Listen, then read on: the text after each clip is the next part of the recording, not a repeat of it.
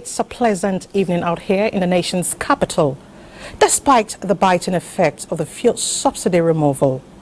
Not to worry, as those who should cushion the effect have told us that something is being worked out in that regard. It is nice to be with you on this edition of News Extra program that gives you the news with an extra touch to the stories. I'm Elizabeth Omori, standing in for your regular anchor, the award-winning Fatima Umar Boba. Like I mentioned earlier, the issue on the lips of every Nigerian is the fuel subsidy removal, and we have quite a bit on that. From Mr. President's meeting with major oil marketers to feeling the pulse of Nigerians on the suspension of the proposed NLC strike. For President Tinubu, the time has come for him to assemble his team of cabinet members, with the nation's #1 chief scribe already sworn in. It is 6 days to the exit of the 9th Assembly, and it was a moment of outpour of emotions as the Green Chamber holds its valedictory session. And from the Red Chambers comes what could be described as a final onslaught against sexual harassment. If you're one of those who have made a smartphone an indispensable companion, a package on the effects of smartphone usage is one you should look forward to see. From problem to solution, our correspondent shines the spotlight on how a support group is making a difference in the lives of children with special needs and their mothers. We shall take you on a journey to Maiduguri for a sense of new lease of life after the dark days of insurgency. Also on our lineup tonight are security stories and, of course, business and sports. That's just a sneak preview of what is coming your way. If you stay tuned, you will get the full package and won't have to be told. After all, the taste of the pudding is in the eating. This is News Extra, and we thank you for joining us.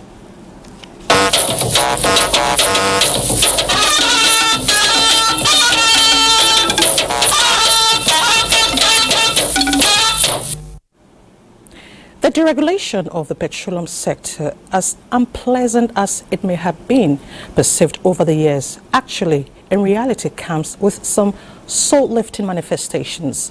Some of these silver linings have been identified as eventual low prices of petroleum products in the mid and downstream subsectors, positive impacts on the economy, opportunities for new entrants, as well as creation of new jobs.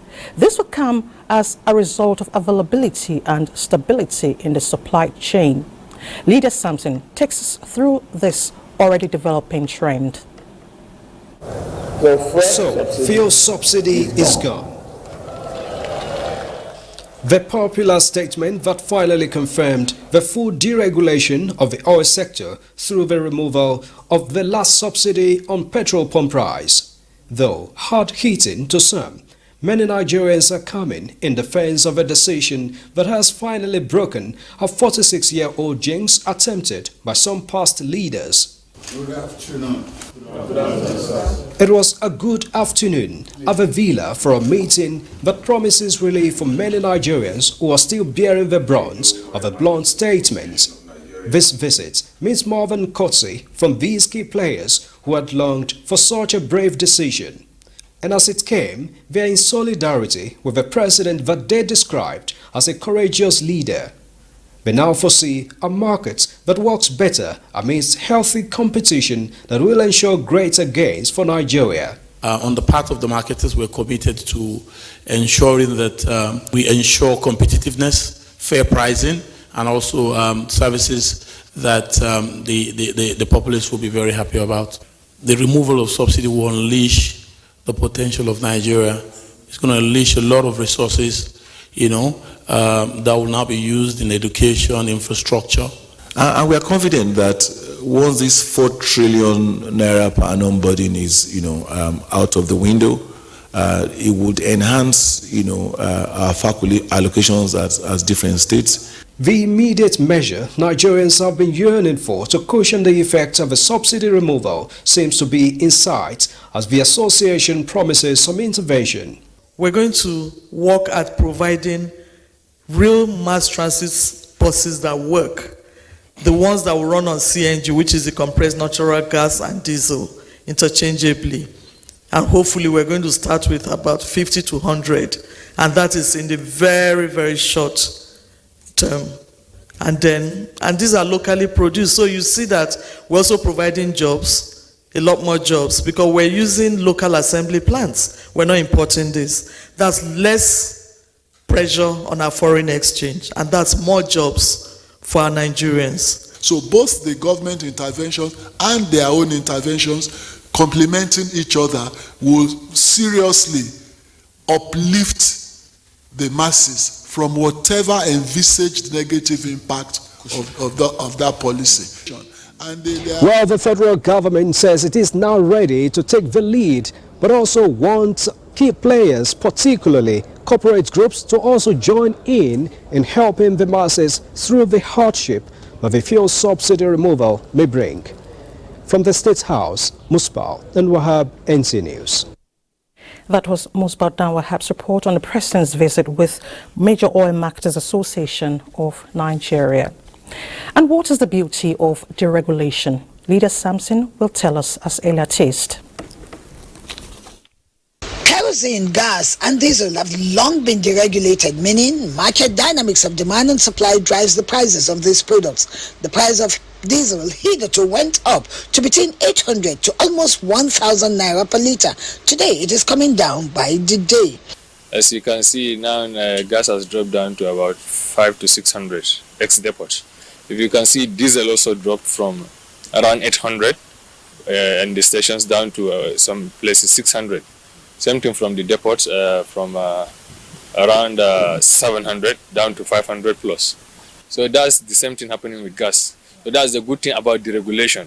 Other key players shares his sentiments. The government has to look at so many issues related to the subsidy. That is the palliative. A cross-section of Nigerians are also applauding the total deregulation of the downstream. They, however, are calling for intervention to cushion the effect of what they call temporary challenges. What we are saying is the government, our president is supposed to put some things in place. It's not easy.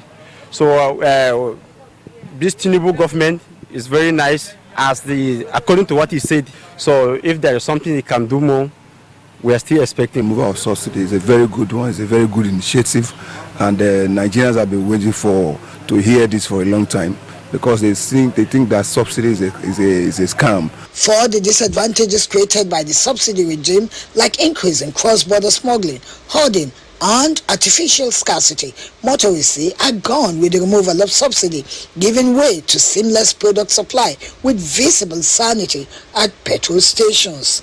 Reports say the price of cooking gas has dropped. Well, as for me, I'm yet to exhaust the one I bought at the old price. The only way to find out is to hear from buyers and the gas sellers. Jafet Ishaya is a gas seller. He says he's happy with the development, even though he does not know the reason behind it. He says 1 kg now sells for 700 as against 850 naira. Onaite Luis is a gas plant supervisor. For him, it may be an international drive. For most buyers, it was a pleasant surprise. Now we are selling 700 naira per kg. Before it was how much? 875 naira. This in LPG. The price is determined by the international market. The players in the oil and gas, it is simply also one of the benefits of deregulation. With petrol queues appear to have gone with the subsidy, many believe what is needed is more patience to unveil more of the benefits. I believe this is the beginning of a good thing happening in this our country. So Mr. Bola Ahmed Tinubu, what you are saying, may God help you. This action when you just take about of this subsidy, better work. They are optimistic that as the market dynamics continue to bring stability, even petrol price could respond to market dynamics, just like the LPG cooking gas has. In Abuja, Lydia Samson, NTA News. I do agree with you, Lydia. It's a step in the right direction. Let's embrace it. And President Tinubu has called on state governors to collaborate with the federal government in tackling the menace of poverty in the country, saying the level of impoverishment is unacceptable. The president, who received members of the Niger Governors Forum at the State House, advised political leaders to downplay their differences and jointly focus on alleviating the sufferings and pains of the people. President Tinubu, who stated that the nation should be seen as one big family, believes good governance would safeguard the future of democracy. The president also drew attention to security problems in some states, admonishing the governors that all efforts should be put in place to tackle security situations without thinking it is only for those facing it. The state governors, led by the NGF chairman and governor of Kwara State, Abdurrahman Abdul Razak, expressed strong support for the president's decision to end fuel subsidy payments in the country and other early policy initiatives of the administration. They made suggestions highlighting the plight of citizens in their states, assuring the president of their support in preferring solutions through the National Economic Council.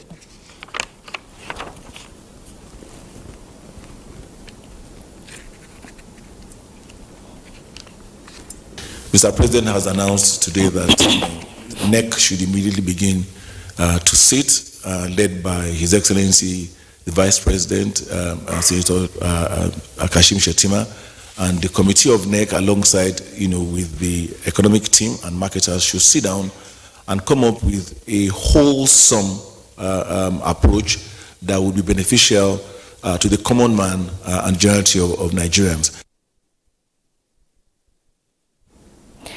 It is generally agreed that fuel subsidy is something that has to go. Its final removal is gradually receiving wider acceptance by Nigerians. But for Port Harcourt residents, the concerns are the perceived absence of palliatives to cushion the effects. Kingsley Amajiri tells us more. With the fuel pump price raised from 198 naira to 511 naira per litre, many petrol stations now have fewer vehicles making purchases. The roads in Port Harcourt are also testaments that a good number of the motorists are off the roads. We are buying 511 naira. How do you make it? Especially those that are drivers that are delivered to owners. Honestly, they cannot take anything home. Notwithstanding the pains, this development to some is long overdue and necessary to address perceived sharp practices associated with petroleum subsidy regime in Nigeria over the years. Nothing wrong with removing subsidy. Nothing is wrong with doing a global pricing of petroleum products. All we need to do is to improve the process in our modular refineries so we can serve the populace. Many residents at the moment are adjusting to the new realities thrown up by the subsidy removal. The transportation is really hard. I just collected my salary this month and the transportation has almost taken half of it. Before removing the subsidy, you should have marshal out plans. Take for instance, make transportation for people so that those that cannot drive or wouldn't want to drive their vehicles can just board a very comfortable commercial vehicle and get to work. Observers want the current administration as part of solutions to overhaul public transportation, revamp the refineries, operationalize modular refineries, among others. In Port Harcourt, Kingsley Amajiri, NTA News. Away from subsidy removal, the engine room of the executive arm of the federal government has been oiled and set in motion with the swearing in of the newly appointed secretary to the government of the Federation, Senator George Akume. At the ceremony, the new SGF pledged commitment towards actualization of government's plan to deliver good governance. State House correspondent Musbat Dan Wahab reports that the brief ceremony held in the council's chamber. Senator George Akume left this council chamber of the State House exactly 2 weeks ago as a minister. Now, he's returned a new man, higher in capacity, newly appointed secretary to the government of the Federation. We rise for Mr. President. But then, the new status must be formalized. Some APC National Working Committee members, some serving and former governors would also witness as the new National Chief Scribe pledges to serve diligently in the total interest of the nation. There is a long journey ahead in the task before the present administration, promising new hope, and the SGF is quite aware. And if you know the woman we are serving, Asiwaju Bola Ahmed Tinubu as president, you just have to follow his footsteps. He has never been in the gallery. You know, the galleries, according to Roosevelt, are full of critics. He has always been in the arena, down in the arena, according to Roosevelt, at the doors. He's always a doer. And so we have to tag along. We must never afford to fail. His immediate predecessor had felt the shoes, but believes the former governor has the experience to go for him. He is the beam light of the government in terms of driving coordination and policy formulation. So it's enormous. It's not, a small job, but I'm confident that he has been ably prepared and groomed for this job. And I believe that he will take the office a notch higher. It's a factor of exaltation. Out of the many states, Benue is chosen, and it's one of our sons whom we're all proud of. My husband is a very hard-working man, very humble, kind, compassionate. He relates with people very well, and I know this time too he will do the best. The two-time Benue State Governor and three-time Senator with a master's degree in labor relations from the University of Ibadan is the 20th Secretary to the Government of the Federation. From the State House, Musbah and Wahab, NTA News. And after taking his oath of office before President Bola Ahmed Tinubu, Secretary to the Government of the Federation, George Akume, formally assumed duties in his office at the Shehu Shagari Complex, Abuja, where he received handover documents from his predecessor, Boss Mustafa. George Akume, who is the 20th Secretary to the Government of the Federation, says he will operate an open-door policy to drive the renewed hope agenda of the Tinubu administration. Mitari Ikmen tells us more. Some time of waiting, punctuated with gyration by staff of the Office of the Secretary to the Government of the Federation. And then the new SGF, George Akume, shows up to assume duty. George Akume sits in his office for the first time, taking a cursory look at files left by his predecessor, Boss Mustafa. In a handover ceremony, the former SGF, who served for 5.5 years, briefs his successor on the functions and structure of the office, as well as a deluge of reports and white papers that will require urgent attention. On that table, I am transmitting to you the same documents the former president transmitted to the current president. That's the transition documents. Because the office of the Secretary to the Government is the engine house of the government, you would have to activate these transition documents before they can become effective and implementable. George Akume says he's aware of the enormity of his job in coordinating the engine room of government. He assures Nigerians that policies and programs of the Tinubu administration will bring about development and good governance. I know, but my job is going to be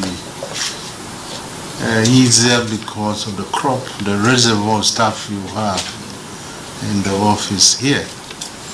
I believe very strongly too that with their cooperation, which I believe is already given, we will do our best in the interests of our country.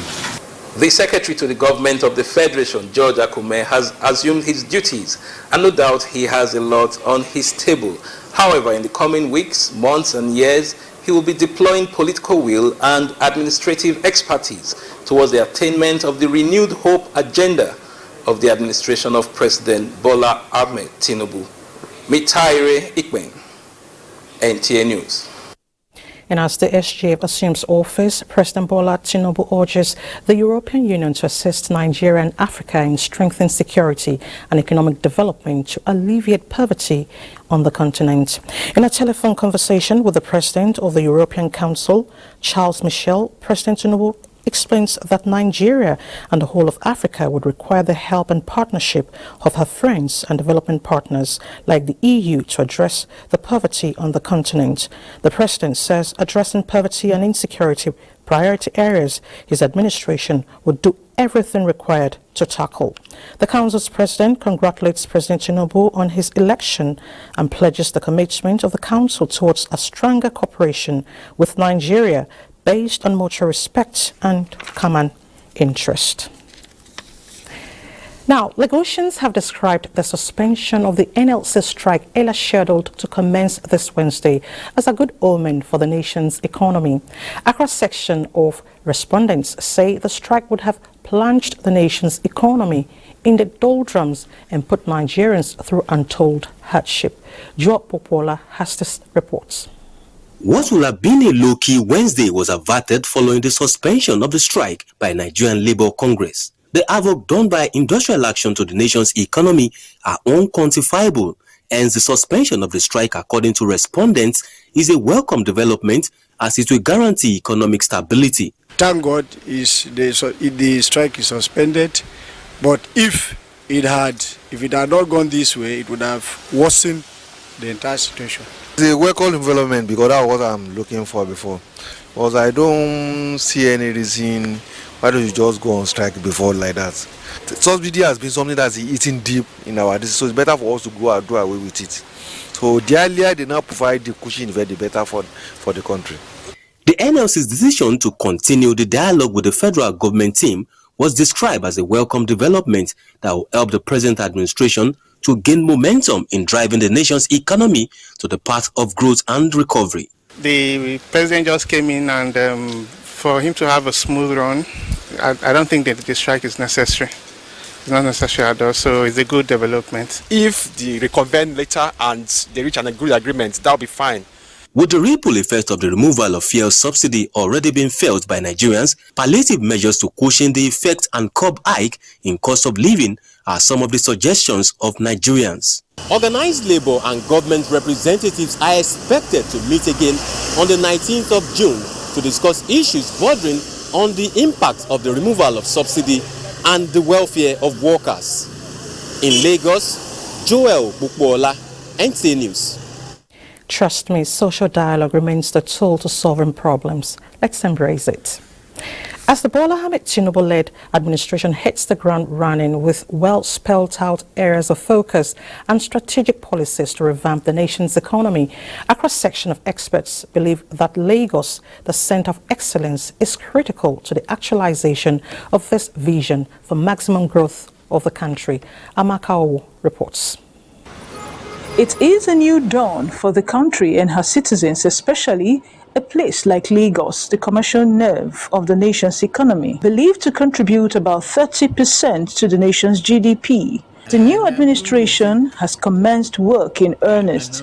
It is therefore very pertinent for a city like Lagos, which by design and its unique characteristics houses critical infrastructure such as the Apapa and Lekki deep sea ports, Dangote refinery, rail transportation, among other industries and commercial activities necessary for revenue generation and considered indispensable to the economic growth of the country. Some Lagosians suggest areas of concentration for the government to boost economic sustainability. Focus on price control. There is a lot of price differentials in the country in different sectors. Two, in terms of ICT, give some kind of incentive for the youth. We are hoping that the government can do something, a lot of intervention in such a way that the citizens are going to have a good time. In addition to having a safe and unified front and subsidy removal, experts also lend their voices, stating that considering the huge debt profile of the nation, there is need for government to take necessary advantage of potentials in Lagos by blocking all leakages and other illicit financial flows, ensure the ease of doing business and deepen investment opportunities. When we build residential houses, everyone needs a place to live. Everyone needs a place to work. Increasingly, it's their house, and people need houses. And so, without electricity, there is no thriving economy. I think it's legacy. If everybody will do their bit to make sure that when they leave office, they leave it better than they met it. As the saying goes, Rome was not built in a day. Experts also believe that the path to economic recovery has begun, and matching words with action will translate to a vibrant future for Nigeria and her citizens. In Lagos, Amaka O, NTA News. Thank you, Amaka, and I believe we all have roles to play. Coming up ahead on News Extra, members of the Green Chamber of the 9th Assembly say their goodbyes to colleagues, just as the Red Chamber deals a final onslaught against sexual harassment. Details of these and more right after this time out. To stay. You're still watching News Extra on NTA. To legislative matters, Senate has passed the Sexual Harassment Prohibition and Punishment Bill with 14 years imprisonment for culprits. National Assembly correspondent Ignatius Onkwo reports that the passage followed the consideration of the report of National Assembly Conference Committee on the bill. The 9th Senate in its final lap of existence, approaching retirement date but seems not tired. These legislators, before leaving the Red Chamber, are determined to hit the gavel on perpetrators of sexual harassment. The ayes have it. That was it, the sound that seeks to entrench the Riot Act for any person found guilty of sexual harassment in Nigeria. 14 years imprisonment to be precise. The Sexual Harassment Prohibition and Punishment Bill, having been passed by both chambers of the National Assembly, had some differences which has now been addressed and the Conference Committee report adopted. The bill seeks to enhance discipline and moral standards, especially in higher institutions. For the long title, as a bill for an act to make comprehensive provisions, prohibition and punishment of sexual harassment of students by educators and other persons in and out of tertiary educational institutions. Conference Committee report on the Sexual Harassment Bill 2023 say aye. Those against say nay. The ayes have it. The report is adopted. The legislators approved vehement for the funding of the National Assembly Library Trust Fund for its takeoff. And since 2022, the trust fund, which has already been established, has not yet taken off. 2022-23 Appropriation Act, the sums of 255 million and 118 million were appropriated for the National Assembly e-library and dashboard respectively. And no provision was made for the National Assembly Library Trust Fund. 118 million naira only appropriated for the National Assembly dashboard in the Appropriation Act 2022-23 be vowed to the National Assembly Library Trust Fund as part of the initial takeoff grant. Those in favor of this prayer say aye. Aye. And those against say nay. The ayes have it. Senate adopted the Conference Committee report on the Nigerian Arabic Language Village Establishment Bill. From the National Assembly, Ignatius Onkwo, NTA News. That's actually good to know. You know, what has a beginning must have an end. Of course, this captures the mood as the 9th House of Representatives holds valedictory session. The legislative legacy of the 9th House dominated presentations by members as they take the bow after 4 years of service to the nation. National Assembly correspondent Lami Ali reports that the valedictory featured presiding officers and members reeling out achievements of the 9th Parliament, key among which is returning Nigeria's budget cycle to January to December and consistently engaging stakeholders to address issues for national development.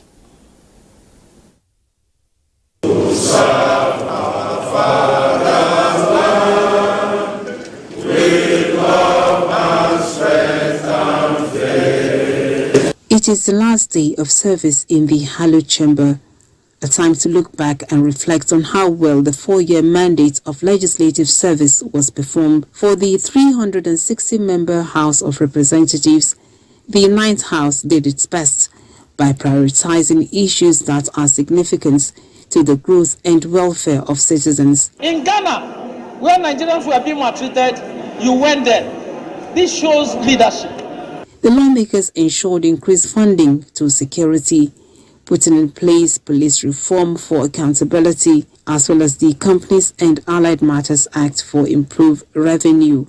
So many finance acts that had saw the increase in our revenue from about 5.2 in 2019, 5.2 trillion in 2019 to about 10.1 trillion in 2022.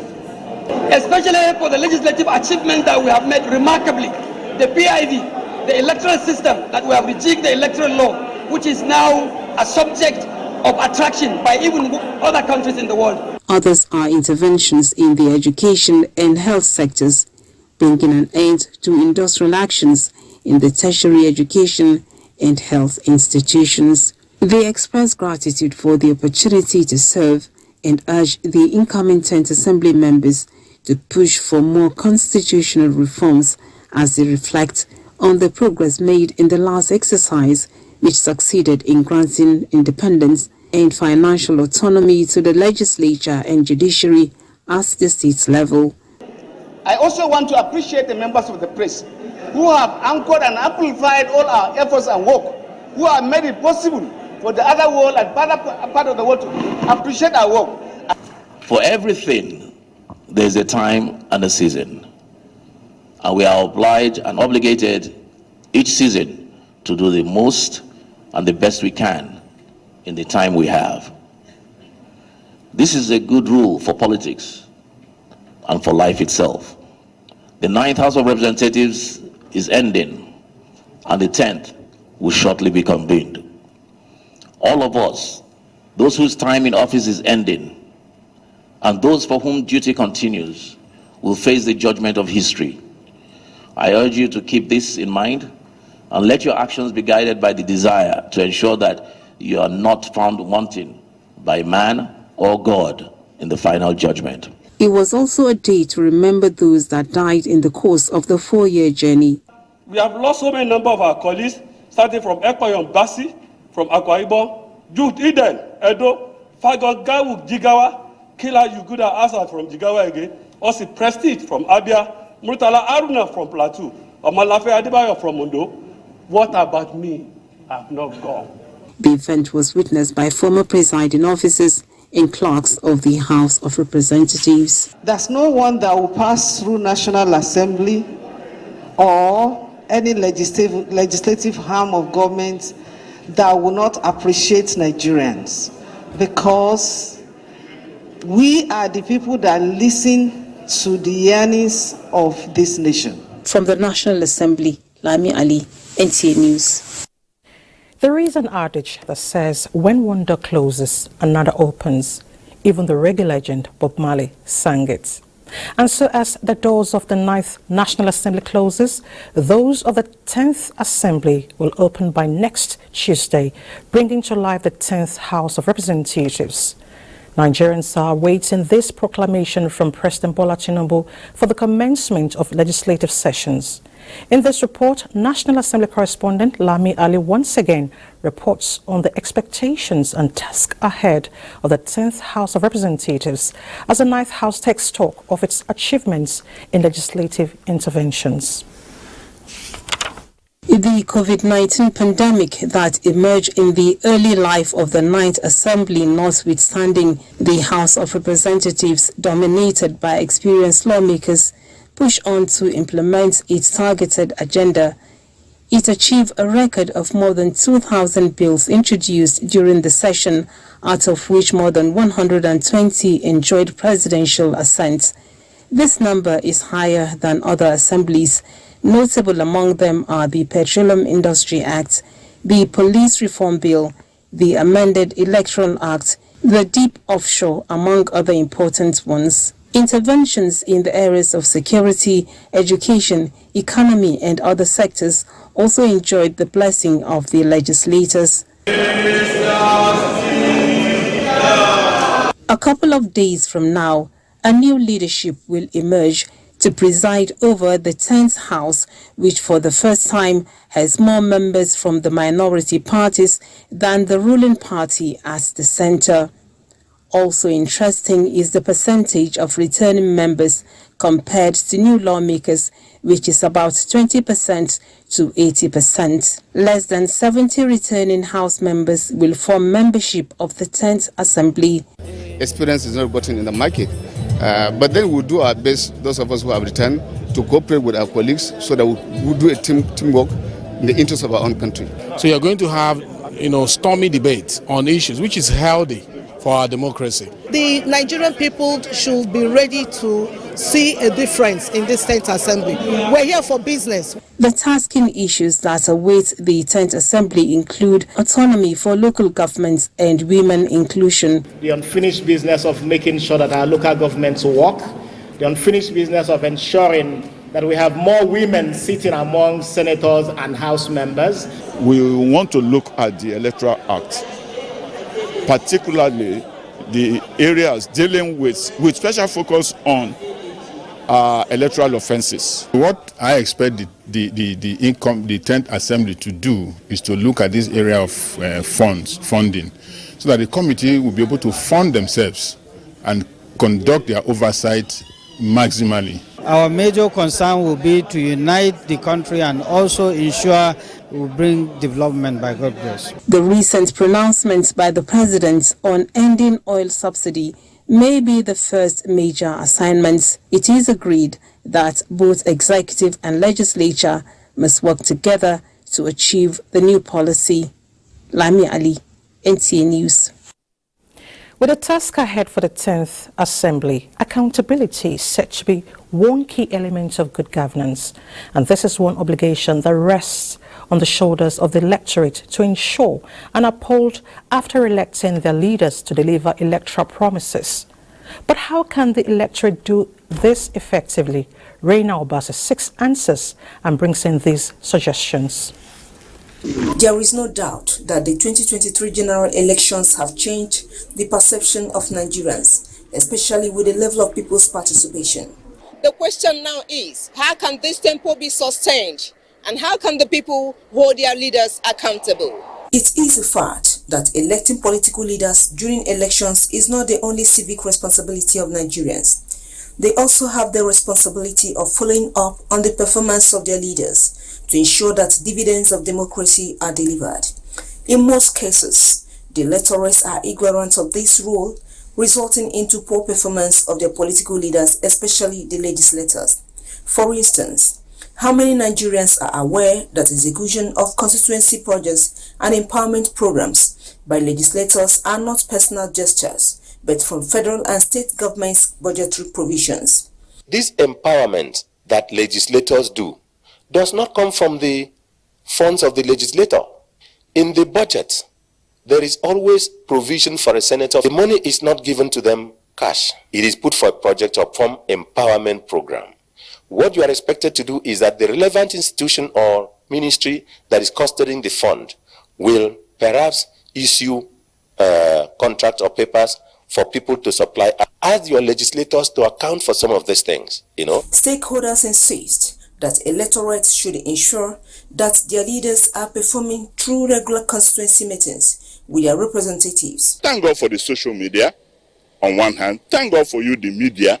So we must use every available and appropriate channel to ask political leaders questions, to demand for answers, and to ensure that those answers are given.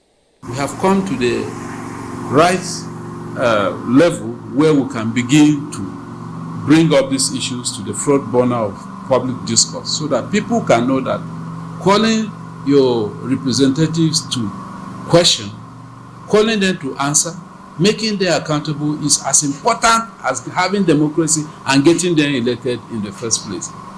So the Constitution provides many ways of going about this, both for the legislature and for the executive. He also advised governors and lawmakers elect to ensure quality representation in the incoming government or risk being recalled by their constituents. In Abuja, Reina Obasa, NTA News. And it's time to head to the court, where legal team of the presidential candidate of the People's Democratic Party, PDP, Atiku Abubakar, says more documents have been expected from the Independent National Electoral Commission, INEC, to be tendered as pleaded during the pre-trial session to prove case against the respondents. Austin Aibe of our Judiciary Desk reports on Wednesday's proceedings.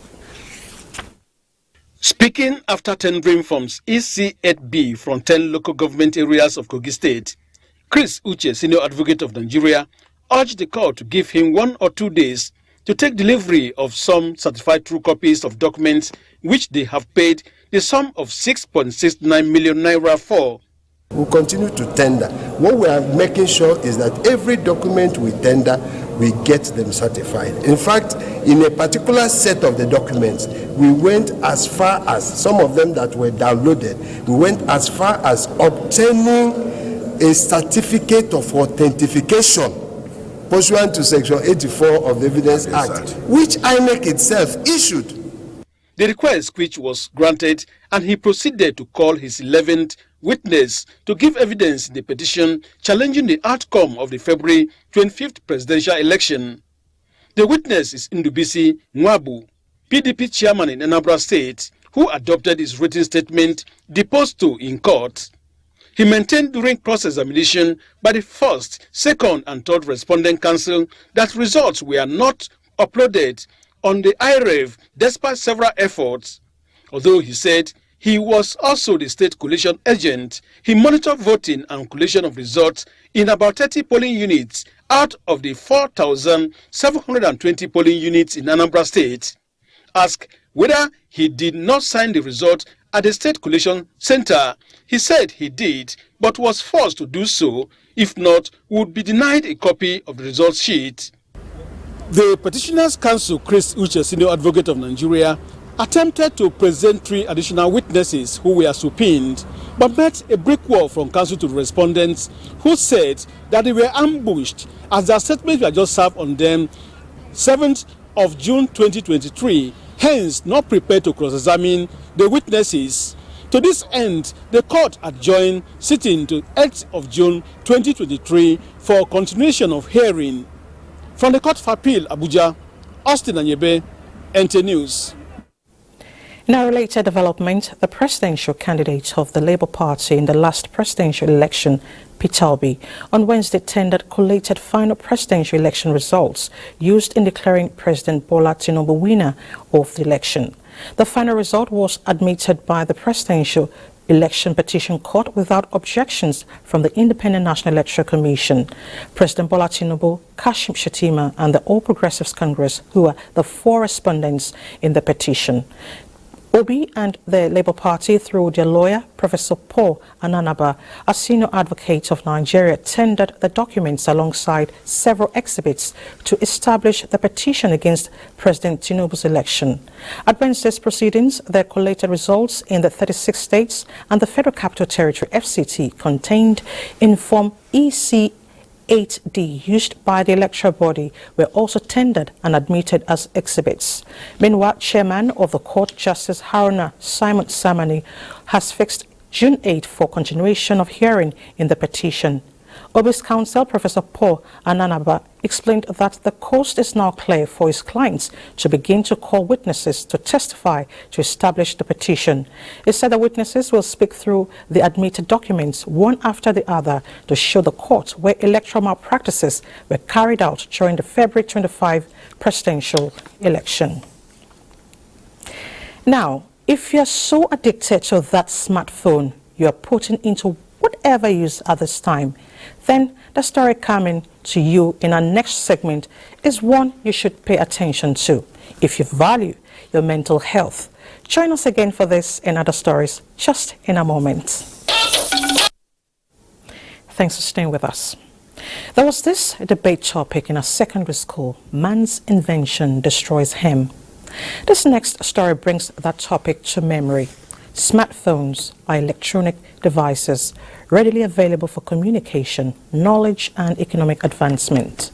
But the World Health Organization has, however, attributed some mental health conditions to excessive use of this device. Toibat Anifoshi in this report examines the effects of smartphone usage, especially amongst the youth. With more than half of the world's population now available on the digital space, the use of smartphones have become integral to many life's activities, especially the youths. I use my phone to work, so I'm always on my phone. But no, I'm addicted to my phone based on what my phone do to me and what I use my phone for, you know. So I trust my phone more than anything and more than anybody. Personally, I do a lot of work on my phone. I read my emails, though there are the social media, WhatsApp aspect of it. Sometimes in the night, I even ignore it because it becomes too much. Too much of everything, they say, is bad. Little wonder why excessive use of mobile phones has been linked to numerous psychological problems such as anxiety, depression, and other relational issues. The majority of people I've interviewed have realized that being introverted is because they have a drive, they have a smartphone that they use every time. So that causes isolation. They isolate from the society. That causes societal isolation. So they cannot even communicate with real human beings because they're addicted to their phones, and that actually plays a role psychologically. Because when you have an opportunity to talk to a real human being, you don't know how to communicate. So it has a psychological effect, and it also has a mental health issue as well with the hassle with smartphone usage or excessive use of smartphones. Because we miss out on so many things happening around us because we are so invested in our phones. So you can decide by yourself that I'm going to take myself off this particular social media for a particular time because it's not feeding or edifying me. Addressing this issue, experts are of the view that individuals have to be intentional about limiting their overindulgence on the use of smartphones. You have to make sure that your usage of your mobile phone needs to be productive. If it's not productive, it's not giving you value, then you are wasting time. Health experts, however, advise persons with smartphone addiction to seek professional help. In Abuja, Toyiba Anifoshi, NTA News. Well, Toyibat, I think we are all guilty, but I feel when you are on your phone and you feel that headache, please drop your phone. And it's time to talk business. Our busy businessman, Benny, is ready. But Benny, before you go ahead, how often do you use your phone? Be truthful. Always. Why? Because I'm a businessman. Welcome to business. The World Bank's latest Global Economic Prospects report says global growth has slowed sharply and the risk of financial stress in emerging markets and developing economies is intensifying amid elevated global interest rates. Global growth is projected to decelerate from 3.1% in 2022 to 2.1% in 2023. And in EMSDS, other than China, growth is set to slow to 2.9% this year from 4.1% last year. In advanced economies, growth is set to decelerate from 2.6% in 2022 to 0.7% this year and remain weak in 2024. In addition, rising interest rates have compounded the deterioration in their fiscal positions over the past decade. And European stocks were mostly negative on Wednesday and markets lacking direction. Boserebo has more on the markets. European stocks were mostly negative Wednesday, with sentiment downbeat and market lacking direction. DAX dipped 0.50%, FTSE 0.03%. Asian markets were trading mixed as the region looked to China's May trade data and a speech from Reserve Bank of Australia Governor Philip Lowe, a day after Australian Bank defied expectations and raised its benchmark interest rate to its highest in 11 years. Nikkei depreciated 1.82%, while Hang Seng Index rose 0.80%, and the Shanghai Composite also appreciated 0.08% to close at 3,197.76.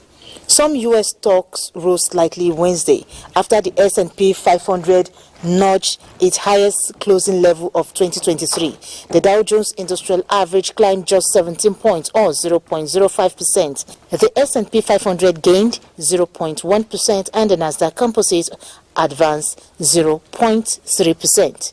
For Africa, South Africa's JSE Africa Top 40 rose 0.13%, while Tunisia and Namibia's overall index posted negative. Well, I'm back home at the end of today's trading on the Nigerian Stock Exchange. A total of 397.6 million shares in 5,613 deals, corresponding to a market value of 6.537 billion, were traded.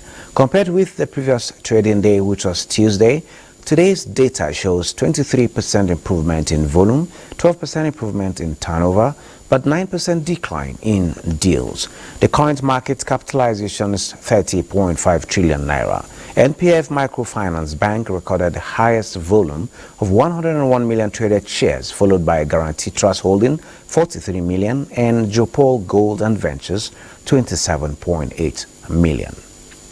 That is business news. Elizabeth, it's nice doing business with you. Always, Benny. Thank you. Until now, not many Nigerians could volunteer taking a trip to Maiduguri, the capital of Borno State, considered the epic center of the more than a decade-long deadly insurgency that has caused so much loss to lives and property, effectively halting all social and economic activities, notably farming. Maimuna Garba in this report takes a look at how the resilience the people of Borno are known for, especially the Kanuris, has helped in the return of peace and, most importantly, massive commercial and social activities across the capital, Maiduguri, and the state at large. Maimuna, we are all ears. Maiduguri, the Borno State capital, has continued to be peaceful, calm and devoid of suicide attacks and IED explosions, among other dastardly acts of the terrorists, as the Boko Haram insurgents no longer hold sway, having been degraded by the military. With this feat attained, the citizenry have since returned to farming activities across the state, even in places previously considered a no-go area, even to the most daring of men. What facts are there on ground to convince an outsider that a huge security challenge in the state, considered huge in every sense of the word, are over? Definitely peace has come to Maiduguri. Children are going to school. We have been talking more time. We couldn't see anything about the bomb blasts. There are no gunshots that has been usual to the people. It is no more. People are not more scared and are going doing their business. People have not relaxed. They are not actually depressed by all what has happened. They have contended. Activities are going normally and people are getting back to their normal businesses and lives. As security is being strengthened across the state and by extension the northeast region, movements of people and goods became easier without military escorts, and more roads hitherto closed due to insecurity have been reopened. A situation where, as if you are coming here, you come to war zone and all this are story of the past. People are just deliberately exaggerating. Borno is a very peaceful state, and all my troubles are by road. There is heightened activity in terms of economy and businesses. Maiduguri is a gateway to most of Central, South and some part of East Africa. People have started to use the routes to start taking out goods. As relative peace in Maiduguri, things are being normalized, and this is equally achieved due to the collaboration with other security agencies. To ensure the populace continue to enjoy the substantive peace, members of local security outfit comprised of hunters, vigilantes and that of the Civilian Joint Task Force have continued to support the military in conducting aggressive patrols, mop-up and clearance operations to end the insurgency. Right from inception to date, we have never changed course, and this is what we intend and will continue to do. With the continuous synergy between the military and citizens, the counter-insurgency campaign ongoing is gaining ground as it has paved way for sustained peace in not only Borno, but the entire northeast region. In Maiduguri, Maimuna Garba, NTA News. Well, it's good to know that peace has returned to Maiduguri. We always hear there is ability in disability, but this can only be true if children with disabilities are cultivated at the early stage to have equal opportunities with other children. Happily, this is what our support group for children with special needs is up to. Oluseyi Adiago says the group is reinforcing the rights of children with disabilities and also addressing mental health challenges of their mothers. A morning ride for Grace, not a real name, and dropping off her brother Victor at school every day is a duty she does with love and dedication. For Victor, there is no better friend than a sister. Discrimination and stigmatization against children with special needs still tops the long list of challenges in Nigeria, in addition to difficulties experienced in accessing adequate education and healthcare services. Rabi Oseni, mother of Abdurrahman, shares her experience at 4 different schools while pushing for her child to have a shot at being educated just like every other child. The way they are treating is bad. I remove him. When I brought the boy to the school, they will just keep him in the door like this. They will not put it with the children. Rabi and Abdurrahman's dilemma captures the predicament of a significant percentage of mothers and children with special needs in Nigeria and other parts of Africa. We take her to many school boards. They will not accept her because of her condition. In response to the worrisome education and health trend in the community of children with special needs, the Engrace Ones, a support group for special needs, has taken up the challenge in addressing the problem and making a difference. Some of them don't even have like those kind of medical conditions. They are not sick. And what they need is an educational program that can help them adapt to the society. So, or to make them to reduce those parts of their behavior that are socially inappropriate. Initiator of the support group, Bibiora Yinkere, shares with me different programs involving around education and empowerment to reforming and rehabilitating these children with special needs. All the children you see here, they are moving. 4 of them, by September, they will be moving to Grace Lane.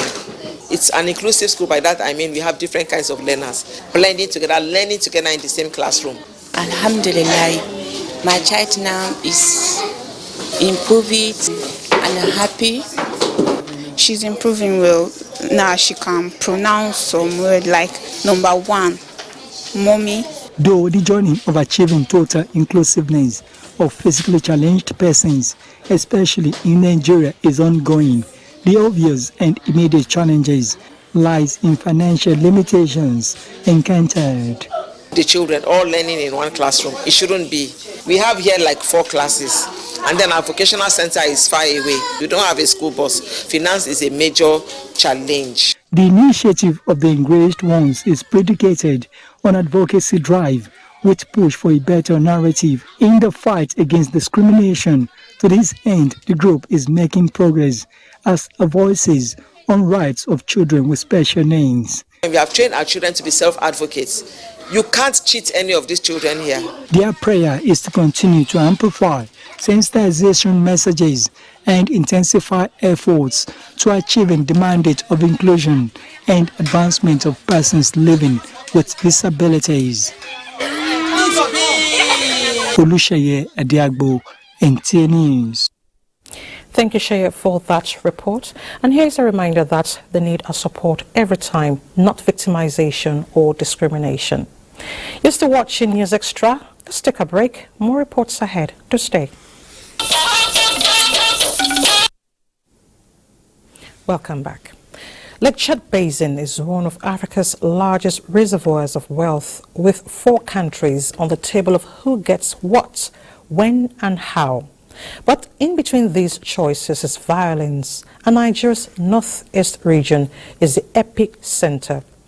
In this report, Abubakar Kwanga takes on a frontline civil society organization worker, Hamid Shehu, who uncovers some humanitarian struggles in the prolonged battle to defeat the Boko Haram insurgents and restore lasting peace in vulnerable communities. Just like this elevator takes Ahmed and I to our stop point, so the Boko Haram in the northeast rises to its pinnacle, seizing many towns and villages.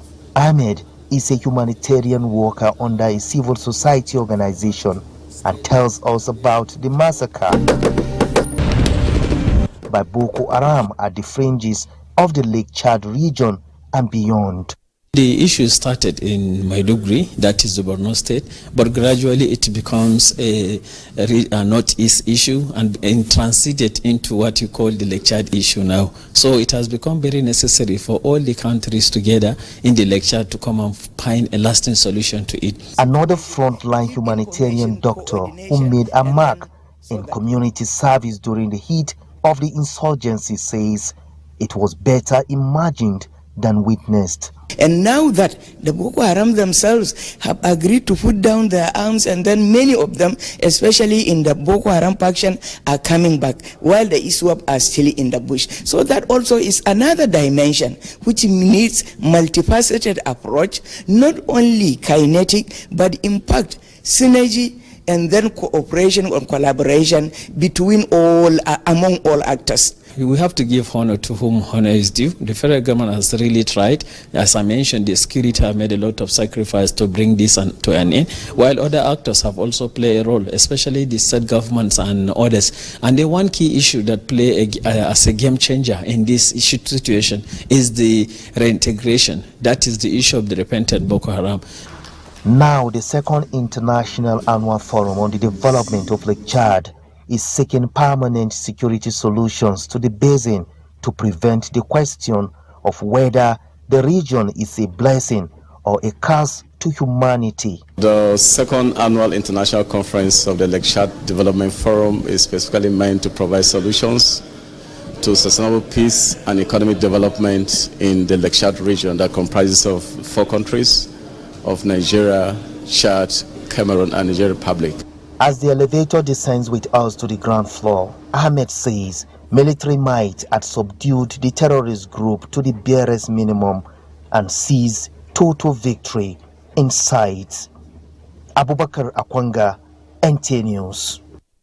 Well, I call that humanity in the face of war. Meanwhile, Nigeria's sea power is about to get a boost as a Nigerian Navy ship, Arado, inaugurated 38 years ago, is about to be refitted in a deal with a Turkish shipbuilding company.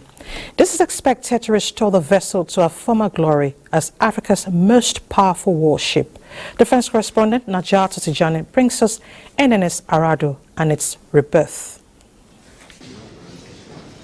Fitted with a clock, this helm, being handed over by the Chief of the Naval Staff to the chairman of a Turkish shipbuilding company, Aziz Yildirim, symbolizes a commitment to steer Nigerian warship NNS Aradu to wider horizons in record time. The once formidable warship, whose name means thunder, was declared deplorable in 2017, requiring an estimated $250 million to make her seaworthy, rather than the more than $700 million it would require to get a new frigate. Finally, in 2021, the Senate intervened in Aradu's case. I want to specially commend efforts of the Standing Senate Committee for the unprecedented efforts. We are gathered here today to commence modalities to re-roll and modernize the nation's flagship, NNS Arado. We assure you that we will accomplish the modernization and refit program according to our contract in time and deliver to the Nigerian Navy. We wish all the best for the Nigerian Navy to become stronger in the region and worldwide as well.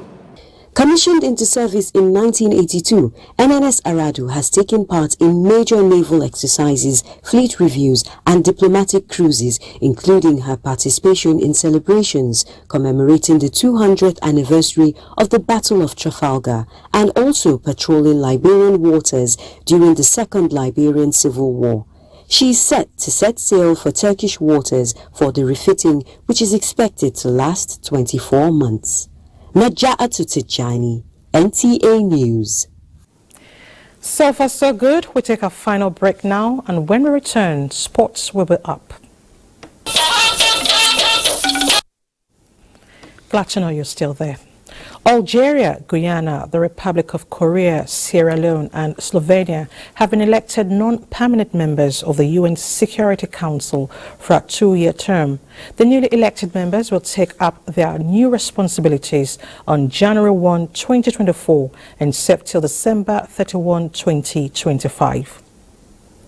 Algeria, Guyana, the Republic of Korea and Sierra Leone ran unopposed, while Slovenia and Belarus contended the one seat for Eastern Europe. We are taking the place in the Security Council at times when the world is deeply polarized, when we face a lot of conflicts, when we face poverty, when we face energy, climate, food insecurity, and all that we have to tackle together, and we need each other. 2024. A candidate must obtain the support of 2/3 of the UN member states present and voting at the General Assembly session in order to secure a non-permanent seat on the Security Council, regardless of whether the candidacy is contested or not. The Security Council has 15 members, 5 of which are permanent. The 5 newly elected members will replace the outgoing non-permanent members of Albania, Brazil, Gabon, Ghana, and the United Arab Emirates. It's a great day for this small but progressive, confident country, a country that has made the transition from war to peace. A country that is regarded now as a successful case of post-war peace building and reconstruction. The Security Council is considered the most powerful body of the United Nations. The Council, which is tasked to maintain international peace and security, can make legally binding decisions and has the power to impose sanctions, authorize the use of force against states. Adebola, Brooklyn Sunday, NTA News. Next is Sports Update with Ayodeji Makinde. The unbeaten run in the Nigeria Professional Football League to 21 matches after they forced 8-time champions Enyimba to a 1-1 draw at the season-ending Super 6 tournament at Mobolaji Johnson Arena, Oneko, Lagos. Sadiq Adamu curled in a beauty for Enyimba in the 23rd minute before Divine Wachuku leveled scores in the 37th minute to leave the People's Elephants without a win in 4 matches against the Benin outfit. Opportunity, it's equalizer. What a time, what an equalizer for Bendel Insurance. In another development, Stephen Keshi Stadium, Asaba, will host the finals of the Federation Cup on Thursday, June 15, after the Nigeria Football Federation expressed satisfaction with the state of facilities at the stadium. Elsewhere, the successes achieved in Nigeria sports over the past 4 years have been attributed to the implementation of pragmatic policies which are destined to make the sector a key contributor to the country's economy and boost its external image. The policies, including national sports industry, adopt an athlete, 10-year football master plan, facility developments were highlighted at a gathering in Abuja in honor of former Minister of Youth and Sports Development, Sunday Dare. His 4 years was eventful, full of laurels for the Federal Republic of Nigeria. He served well and achieved a lot. When you came in, you continue to be meeting with the National Federation president, asking them their problem, giving them all the necessary support. You do not discriminate against any support. We put on the table solid policies that will serve as sustainable models for the development of our sports. We've turned sports into business. We've changed the entire orientation around sports. And we've placed Nigeria on the global map.